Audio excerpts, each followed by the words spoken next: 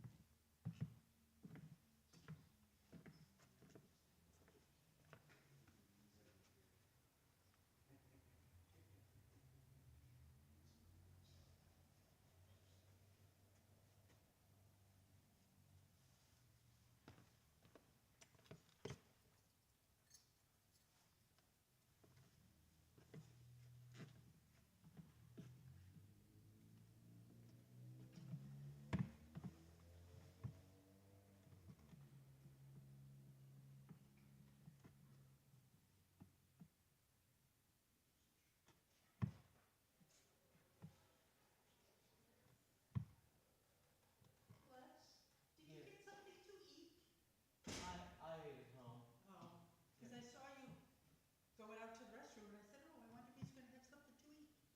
So just wanted to check.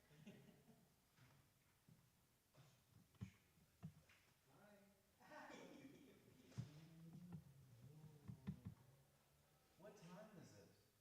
It is 6:03. Oh, okay.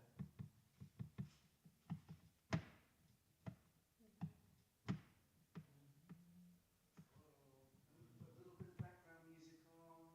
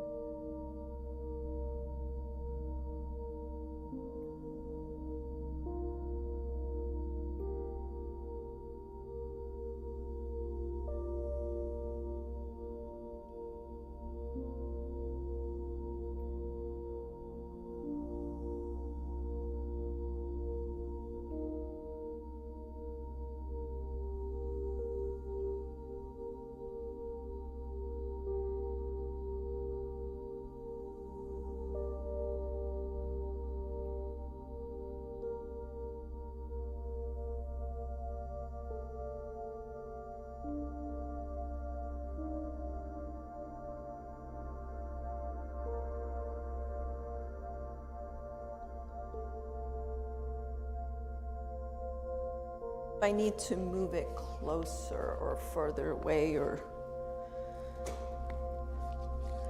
sounds pretty good.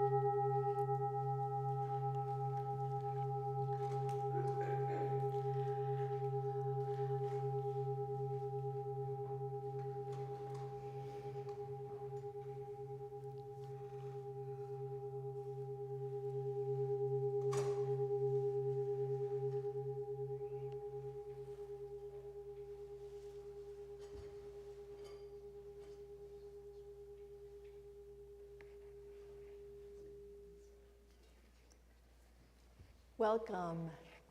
Bienvenidos. Buenas noches, good evening.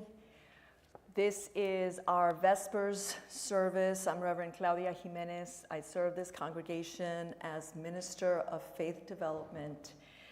And I am grateful that we have a community that makes time in the middle of the week to gather, to share a meal and have conversations, and then to come and create a little space for worshipfulness, for silence, especially in these days and in these times when there's so much on our mind and so many things that break our hearts.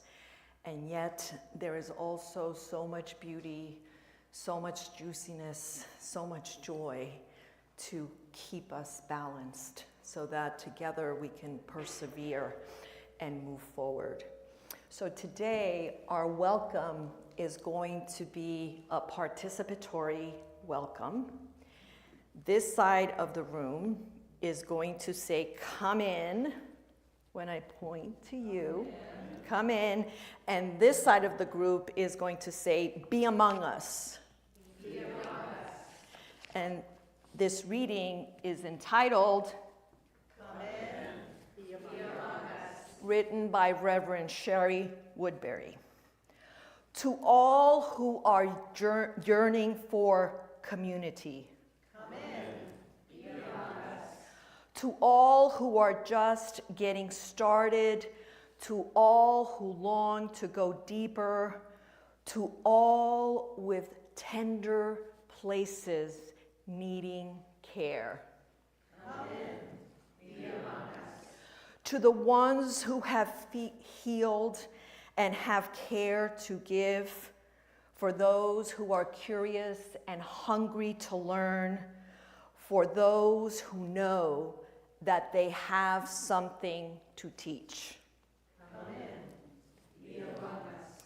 For the ones who are just beginning to suspect they might nurture others becoming, to the young and the old, the innocent and the jaded, the fresh of mind and the deeply steeped, there is room here for each and every one.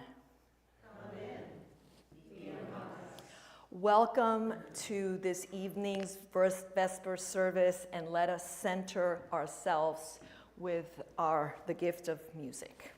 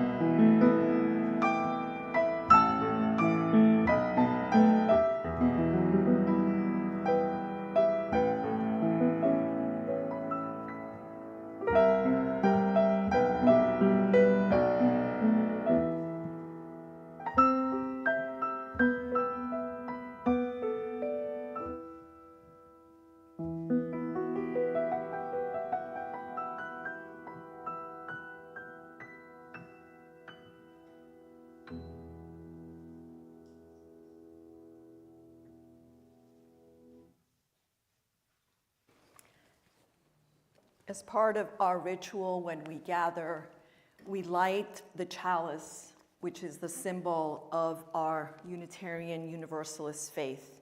And this evening, I will light our chalice and share a chalice lighting reading written by Reverend Maureen Kaloran, who is actually a minister here many years ago. In these hard times, let us look first to the response of love. In the midst of challenge, may our chalice flame bear witness to the inherent worth and dignity of every human being. In the midst of uncertainty, may our chalice be a beacon of encouragement that our values may guide our choices. Let us look first to the response of love. And so this evening, as we explore the theme of inclusion later on, we will keep in mind, we are encouraged to keep in mind to look first to the response of love. And in these times that are so challenging, it is very difficult to stay grounded and centered in that love. So we will be thinking about that. But before we do that, whenever we gather as a community, we create space for some time for reflection or prayer or meditation, as is your practice, and to share our ritual of joys and sorrows. So this evening, I'm going to invite us first to sing, to help us center, and then we will engage in our practice. So please rise in body or spirit, and we're going to sing hymn number 131, Love Will Guide Us.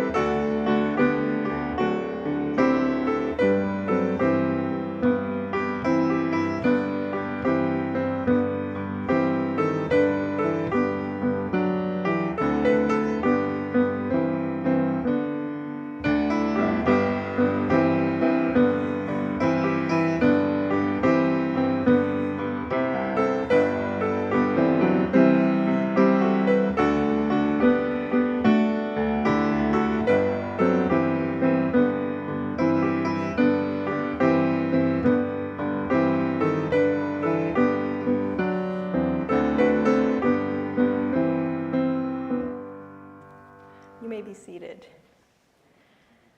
And so now I invite each of you to sit comfortably, feel the floor beneath your feet, lower your gaze or close your eyes, and take a deep breath into the present moment.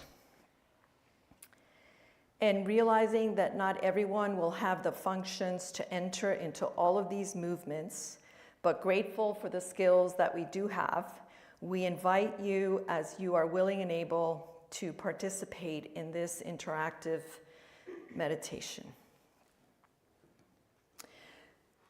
Spirit of love, God, goddess of many names, we enter into this time of centering. Let us shake out our arms and hands and rest them by our sides. Let us shake out our legs and feet and plant them on the floor. Let us stretch our heads high. Let us take a deep breath of thankfulness.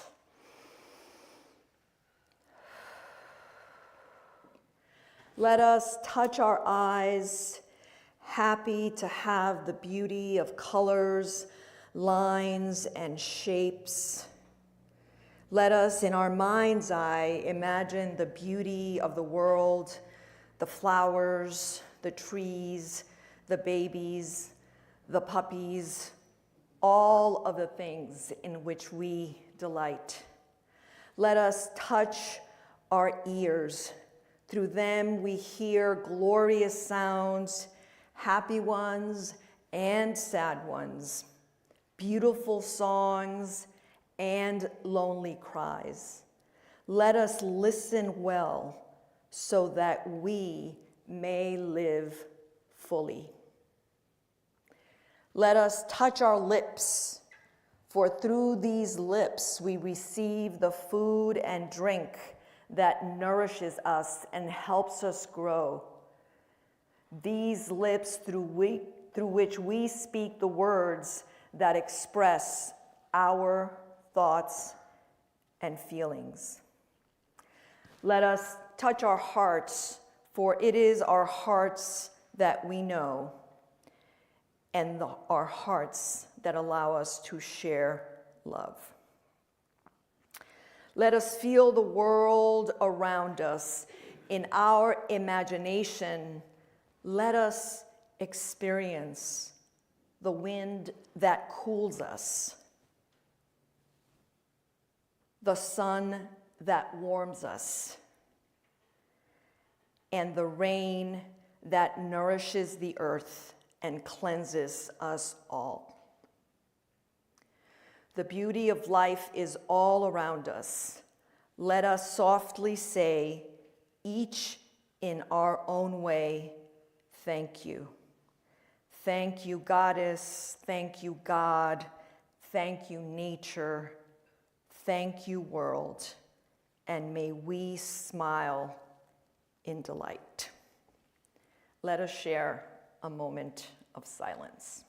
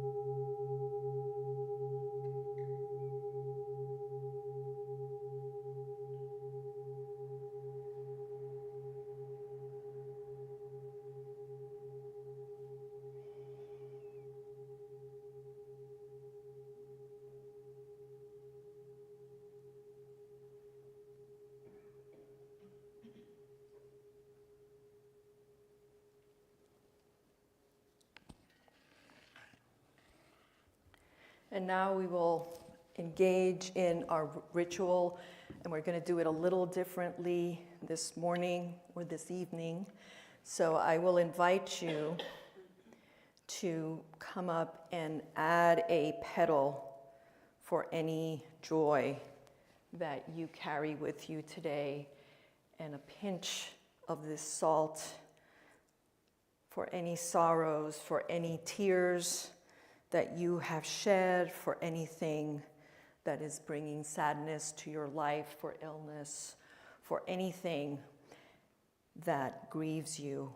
And know that this sadness and this joy are part of life that keeps us in some ways balanced, especially during challenging times.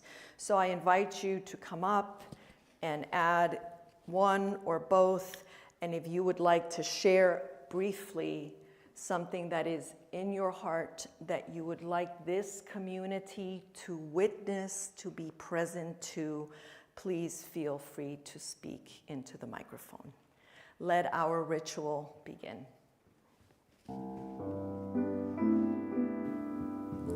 And if anybody needs a hug, I'm your girl.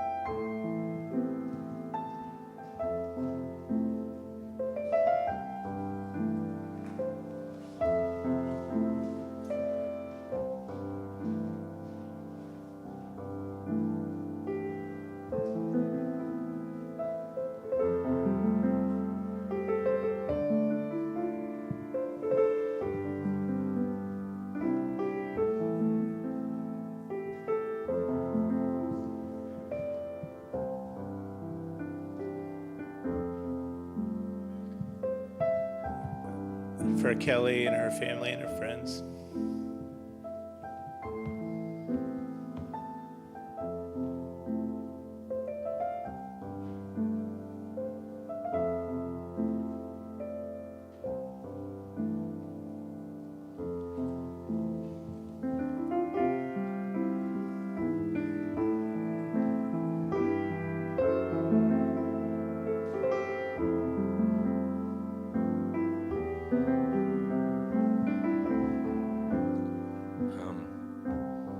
When things are feeling really crazy right now, I'm also feeling really grateful for my family and for this place and for a lot of really wonderful and powerful conversations that I've had with friends in the last week.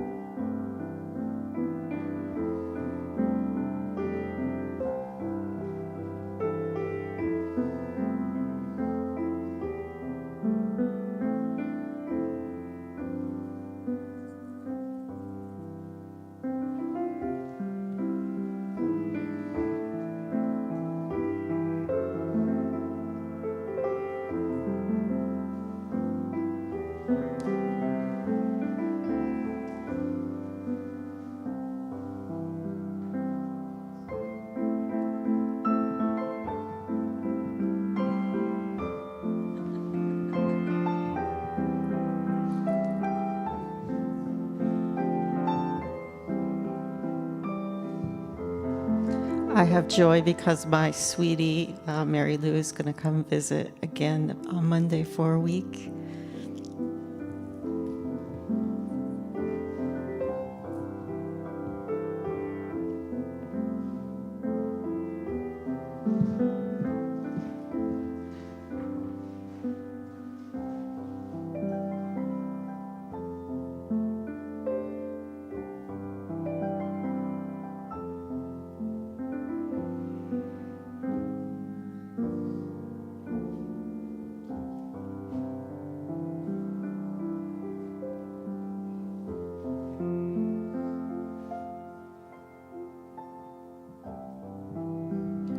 Prayers for my dear friend Brenda Robinson, member here, for her health and for the loss of her husband, Larry Rogers.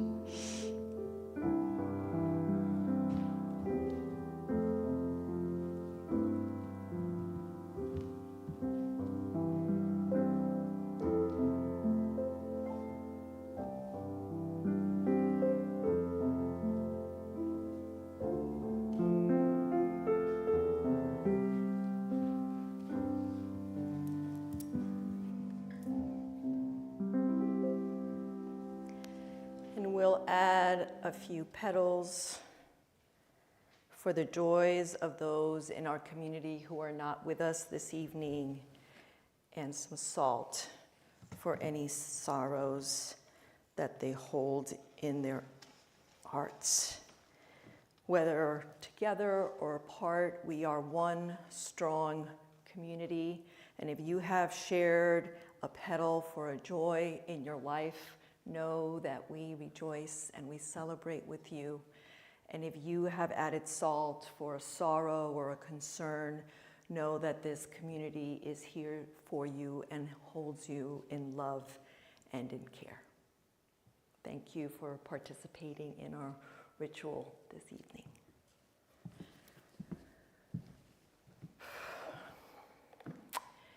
So this evening, our topic is inclusion.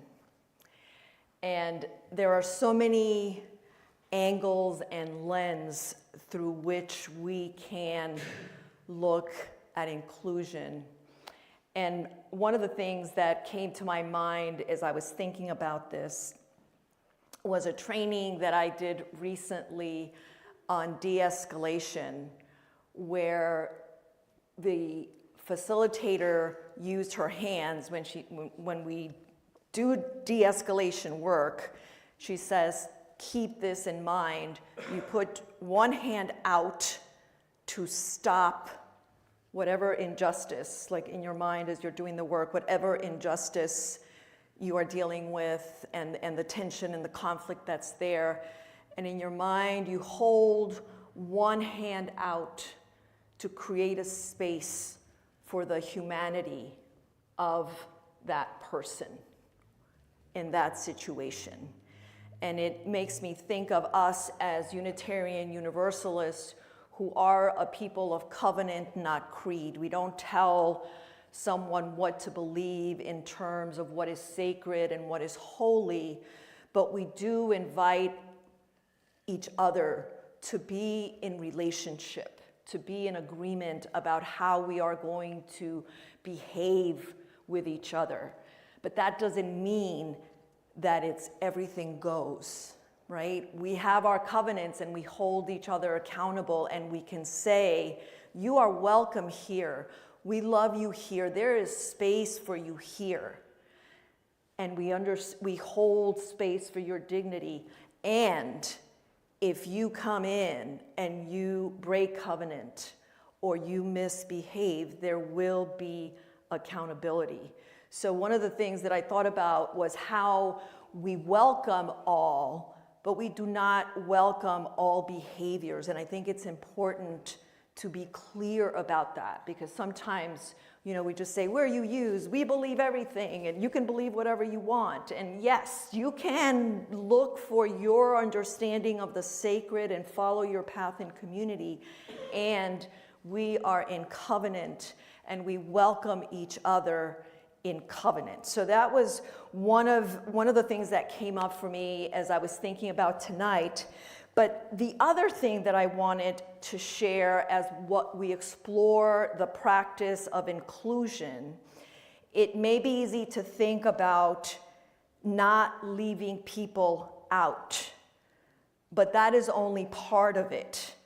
When we practice inclusion, we also must examine why sometimes people get left out and what we can do to break down barriers and expand our circles and make room for them.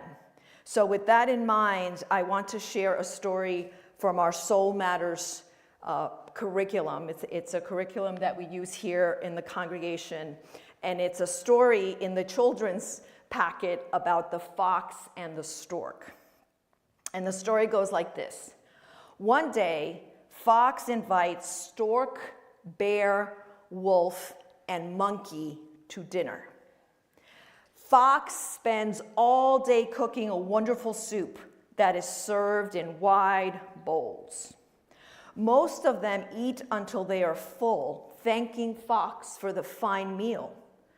But when stork tries to eat, they cannot get any of the soup out of the dish, and they go away frustrated and hungry. Stork then invites fox, woodpecker, monkey, and pigeon to dinner and cooks a wonderful stew, which they serve in tall, fluted glasses. When fox tries to lap up the food, all they can do is lick the top of the glass, meaning that they go away frustrated and hungry after watching the others eat. Monkey watches the two dinners and decides to have their own dinner party. And what do you think Monkey does at their dinner party? Do you think they use the wide bowl,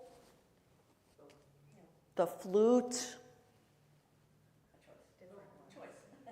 Choice.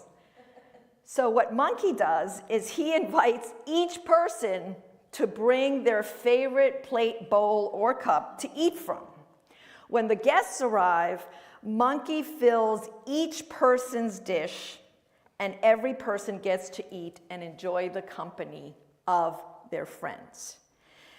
And so with that in mind, I am going to invite you to take a question from one of these baskets.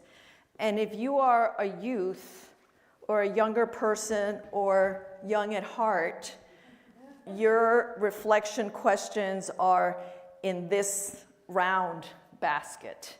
So we will pass these around, and we'll get one of the youth to pass that around. We'll pass them around here, and each of you will get a question. Do you want to pass those around? And you will have a minute or so to just kind of sit with your question and think about how it relates to inclusion, keeping this story in mind. And then you will have 5 minutes, so that means 2.5 minutes for each of you to kind of share your question with each other and what you thought about that question. Okay, so does everybody have their little question?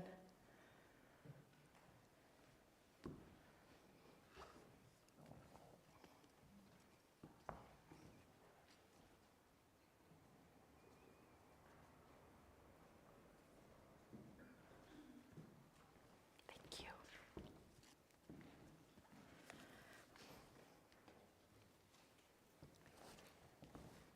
Thanks. Thank you.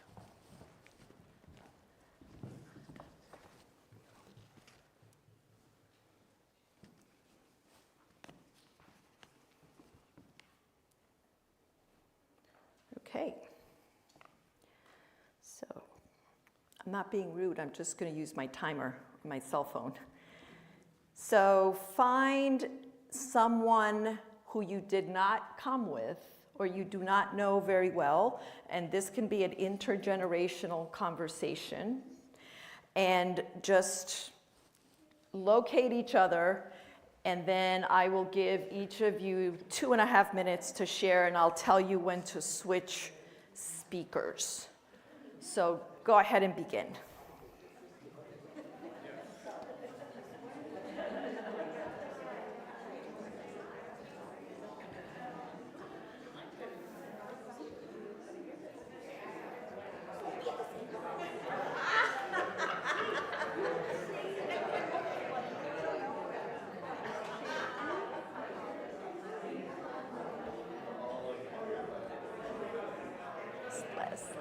Is somebody missing? Yeah.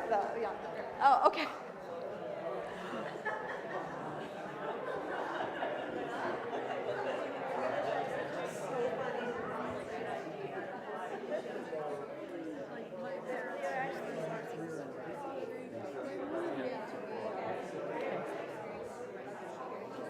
Okay. There's somebody else.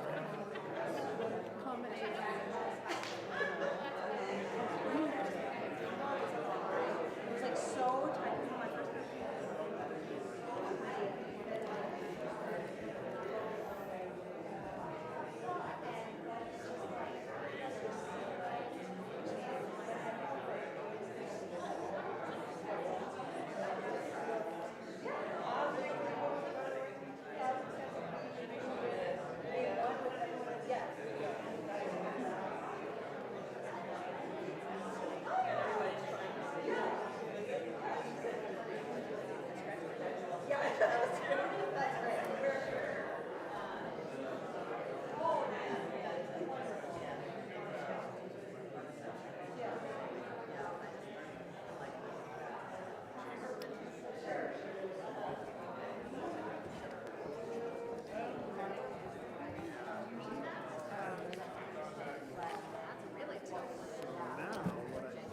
So in the interest of time, we're going to skip Let It Be a Dance. Okay.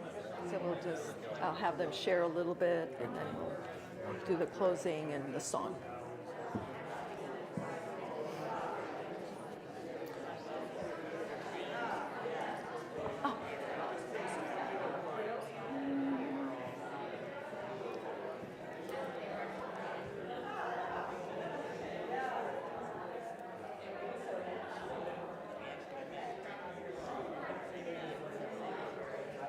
Okay, if you haven't changed partners or speaker, go ahead and change speaker.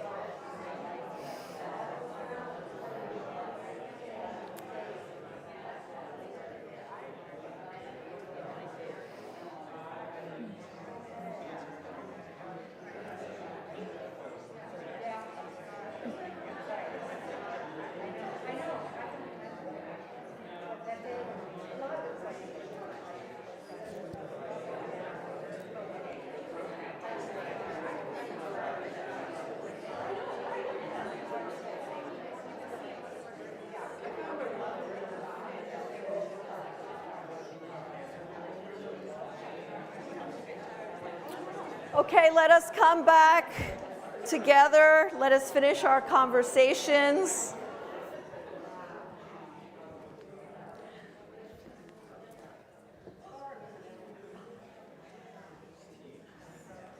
Okay, so as we finish our conversations, were there any aha moments that you had or any insights that you think would be valuable to share with the group? Some people would benefit.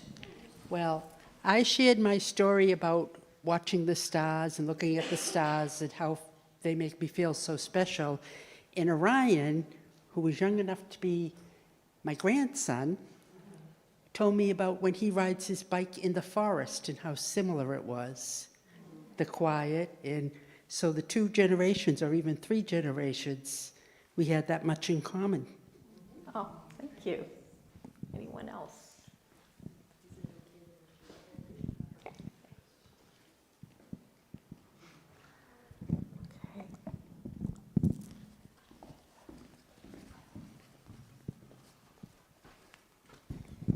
Okay. So my question was, how has aging impacted your feeling of being included or excluded? And Les and I talked about the idea that we actually don't, like I don't feel, like I'm kind of like I'm in that transitional space at 50 where I'm like, oh, I'm not young. Things are happening differently in my body, in my brain.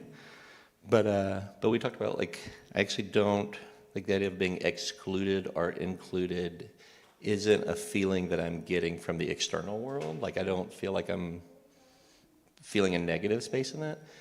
it's more of, it's internal.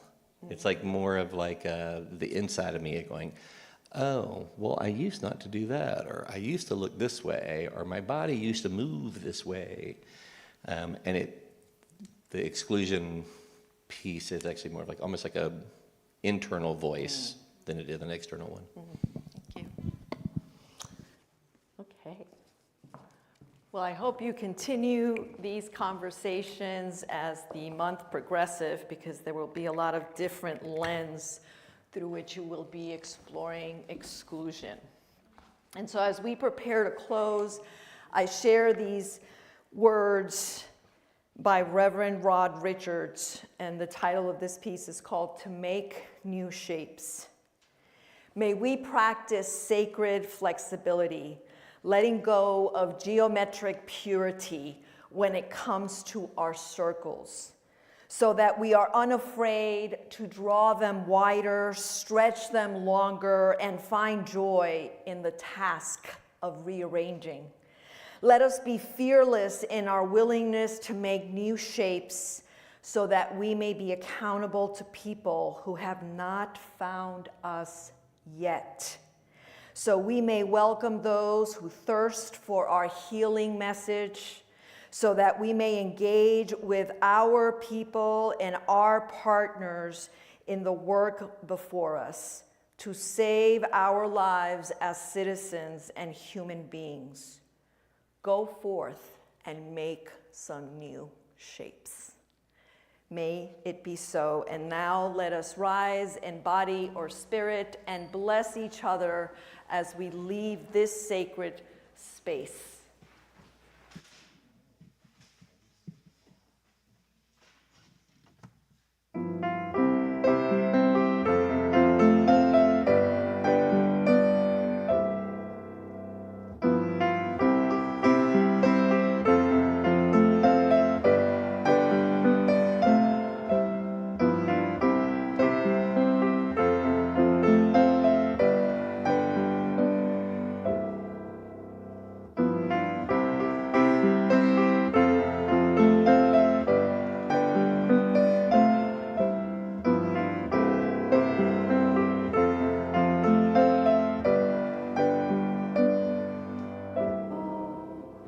Go in peace. Vayan en paz.